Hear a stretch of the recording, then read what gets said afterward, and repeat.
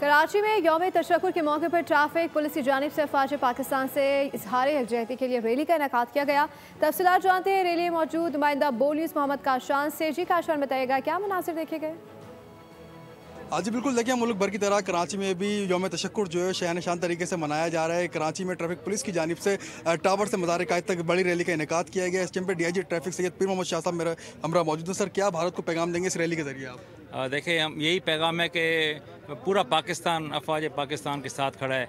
ये सिर्फ वर्दी के ऑफिसर्स नहीं हैं, बग़ैर वर्दी के जो लोग हैं, जो माएँ हैं, जो बहनें हैं, जो बच्चे हैं, जो बुज़ुर्ग हैं और ये जो पुलिस वाले हैं, ये सब हमारी फ़ौज के साथ हैं।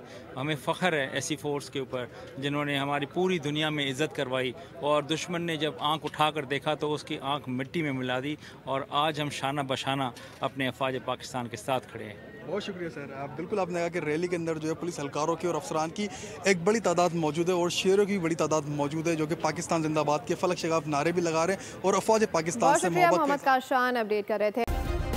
सब्सक्राइब करें और बेल दबाएं ताकि कोई खबर रह न जाए।